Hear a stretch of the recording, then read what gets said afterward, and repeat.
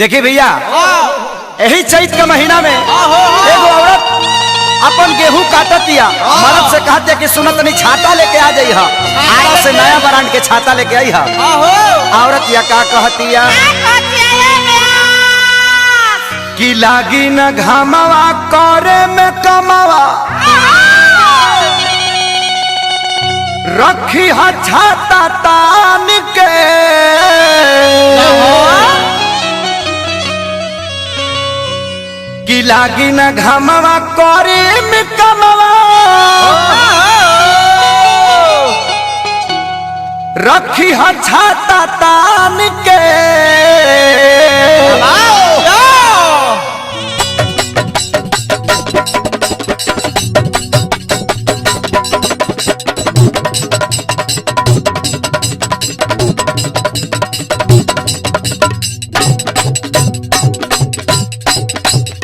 लागी न घामवा करे में कमवा रखी हा छाता तान के भाई हो लागी न घामवा करे में कमवा रखी हा छाता तान के खैहा बलमुआ बान के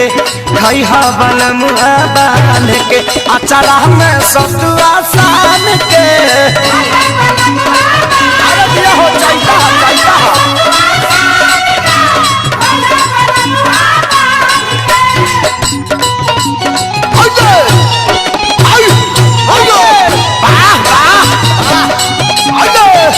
सुरेश भाई बदरानी के ले ला बुलबुल भैया धीरज नीरज भैया हो हाय देखा भुवर बाबा हो पवन खरवार मछली चल रहा है देखा देखा देखा अभेश मिश्रा हो बड़ी कौन तरह खैहा बलमुआ बान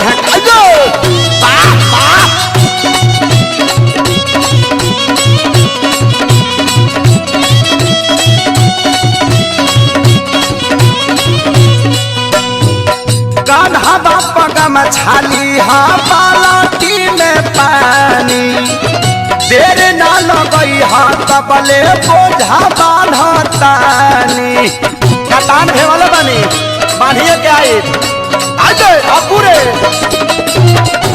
कान्हा पगा मछली हा बालाटी में पानी देर ना लगई हा तबले बोझा बांधतानी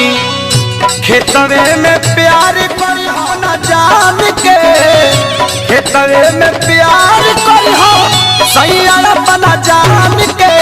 खैहा बलमुआ बान के खैहा बलमुआ बान के अचार हम सतुआ सान के भैया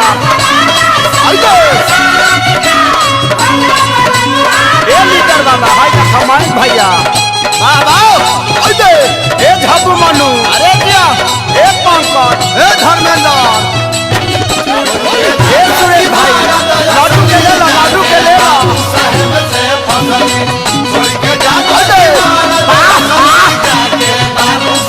कन्हैया मलाई बेचबा का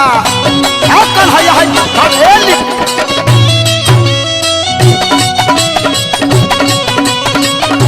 रंजन भाई हाय खींचा खींचा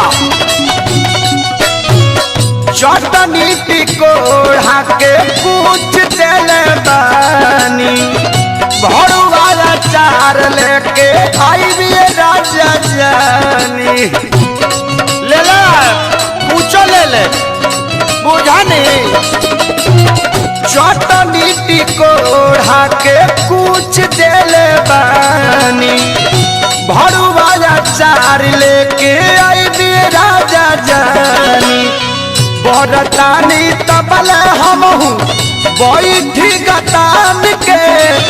बरतानी तबल हमहू बैठी गतान के खैहा बलमुआ बान के खैहा बलमुआ बान के अचारा में सतुआ सान के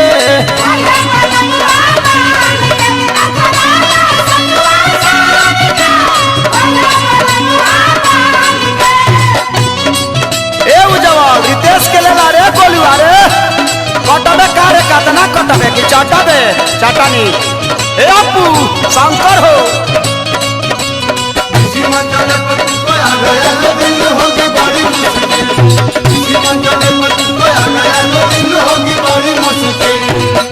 अमित ए मुरली भाई ए पंकज राज बहादुर हो आजा का हो अनिल चाचा खाली कलकत्ता गाड़ियां चला भाई आज चैत में घरे आजा आजा आजा आई वाह वाह पिया के सारी लेके आ जाई बिटिया जी धनिया के चटनी संगे खायब सतुआ जी बुझानी मुरैयो ले ले ए गोलू पिया के सारी रौरा ले आई बिपिया जी धनिया के चटनी संगे सतुआ खाई बजाज जी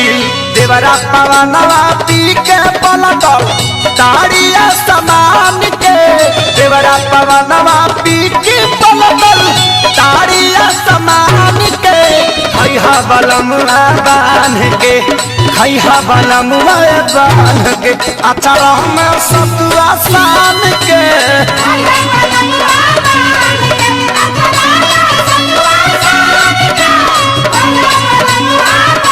लागी न घमवा करम कमवा